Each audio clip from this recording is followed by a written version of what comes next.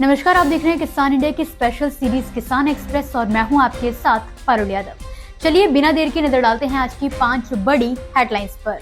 PM फसल बीमा योजना में बड़ा अपडेट, 15 दिन आगे बढ़ी आवेदन की तारीख। एनजीटी ने खोली पंजाब की पोल, अवैध डंपिंग साइट्स पर 24,000 से ज्यादा मवेशियों के शव।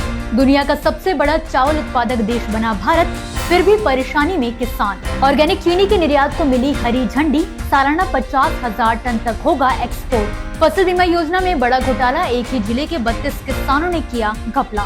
पीएम फसल बीमा योजना में बड़ा अपडेट। अगर आप किसान हैं और अब तक फसल बीमा नहीं करा पाए हैं तो ये खबर आपके लिए बहुत काम की है। दरअसल हिमाचल प्रदेश सरकार ने किसानों को बड़ी राहत देते हुए प्रधानमंत्री फसल बीमा योजना के तहत आवेदन की आखिरी तारीख को एक बार फिर आगे बढ़ा दिया है। सरकार का साफ कहना है कि कोई भी किसान सिर्फ तारीख निकल जाने की वजह से बीमा के लाभ से वंचित न रहे। अब राज्य के किसान 15 जनवरी 2026 तक अपनी फसलों का बीमा आसानी से करा सकते हैं। कृषि विभाग के मुताबिक पहले ये आखिरी तारीख 31 दिसंबर 2025 तय की गई थी, लेकिन तकनीकी दिक्कतों और किसानों की मांग को देखते हुए राज्य सरकार ने केंद्र से समय बढ़ाने का आग्रह किया था, जिसे अब मंजूरी मिल गई है। इसी के साथ किसानों की मदद के लिए बीमा से जुड़े अधिकारियों के मोबाइल नंबर भी जारी कर दिए गए हैं, ताकि पंजीकरण में कोई भी परेशानी न हो।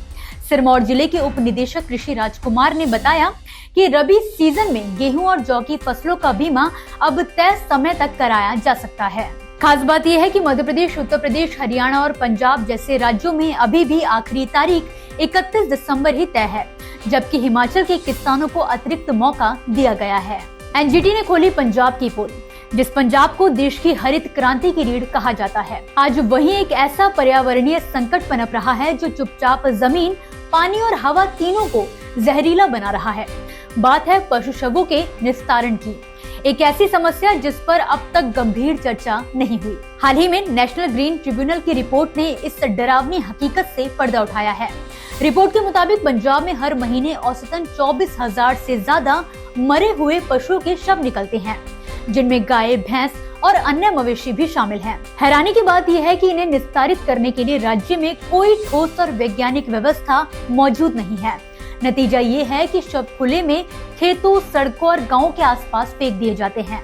एनजीटी की रिपोर्ट बताती है कि पूरे राज्य में करीब 5,500 से ज्यादा ऐसे डंपिंग साइट्स हैं जो ना पंजीकृत हैं और ना ही किसी सरकारी निगरानी में।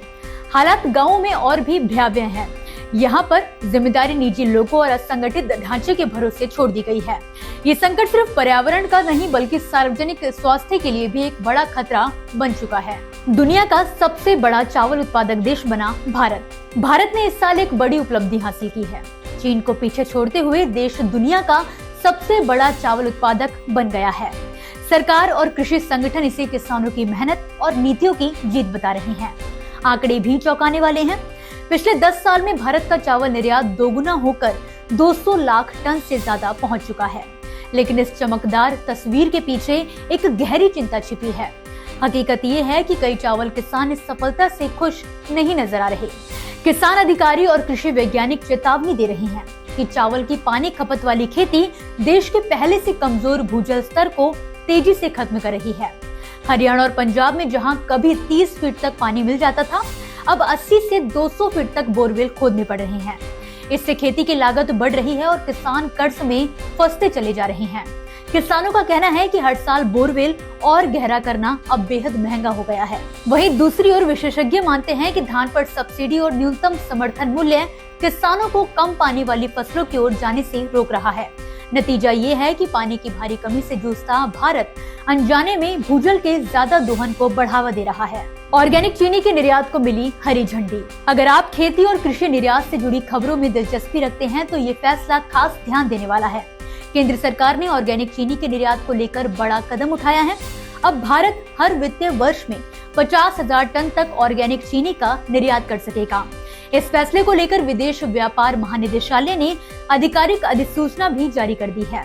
सरकार ने साफ किया है कि ये निर्यात तय कोटे के तहत ही होगा और इसके नियम पूरी तरह से एपेडा के दिशा निर्देशों के अनुसार लागू किए जाएंगे। यानी निर्यात की प्रक्रिया, मानक और निगरानी की जिम्मेदारी एपेडा के पास होगी ऑर्गेनिक चीनी उस गन्ने से बनाई जाती है जिसकी खेती में किसी भी तरह के रासायनिक खाद या कीटनाशक का इस्तेमाल नहीं किया जाता। इसकी खेती और प्रोसेसिंग में जैविक मानकों का सख्ती से पालन जरूर होता है। सरकार का कहना है कि इससे सुनिश्चित होगा कि विदेश भेजी जाने वाली ऑर्गेनिक चीनी अंतर्राष्ट्रीय मानकों पर खरी उतरे। इस फैसले से न सिर्फ जैविक खेती को बढ़ावा मिलेगा बल्कि किसानों और निर्यातकों के लिए नए अवसर भी खुलेंगे। फसल बीमा योजना में बड़ा घोटाला। उत्तर प्रदेश की प्रधानमंत्री फसल बीमा योजना में सामने आ रहा घोटाला अब सिर्फ एक जिले की कहानी नहीं रह गया, बल्कि ये पूरे सिस्टम पर सवाल खड़े कर रहा है। बुंदेलखंड से शुरू हुआ ये खेल अब ब्रज क्षेत्र के मथुरा और फर्रुखाबाद से होता हुआ अवध के हरदोई तक पहुंच चुका है। जांच जैसे जैसे आगे बढ़ रही है वैसे वैसे सैकड़ों करोड़ के घपले में शामिल लोगों की परतें खुलती जा रही हैं। पहले बीमा कंपनियों और कृषि विभाग के अफसरों की मिलीभगत सामने आई, लेकिन अब चौंकाने वाली बात यह है कि खुद किसान भी इस घपले के खेल में शामिल पाए गए हैं। फर्रुखाबाद में जांच के दौरान 68 लाख रुपए के गबन में 32 किसानों के शामिल होने की बात सामने आई है। इनमें ऐसे किसान भी शामिल हैं जिनके पास 1 इंच तक जमीन नहीं है, फिर भी उनके खातों में लाखों रुपयों का बीमा क्लेम पहुंच गया। जिला प्रशासन की जांच में साफ हुआ कि न खेत थे न बटाई पर खेती। अब इस मामले में 32 किसानों, बीमा कर्मियों और बैंक अधिकारियों पर FIR दर्ज हो चुकी है। ये घोटाला फसल बीमा योजना की विश्वसनीयता पर कई सवाल खड़े कर रहा है। इसी के साथ फिलहाल के लिए किसान एक्सप्रेस की 5 बड़ी खबरों में बस इतना ही। आप मुझे दीजिए इजाजत और देखते रहिए किसान इंडिया। धन्यवाद। अगला स्टेशन आपकी मनचाही मंजिल खुशहाली है। खुशहाली के दरवाजे चारों ओर से खुले रहेंगे। किसान इंडिया के साथ यात्रा करने के लिए आपका धन्यवाद।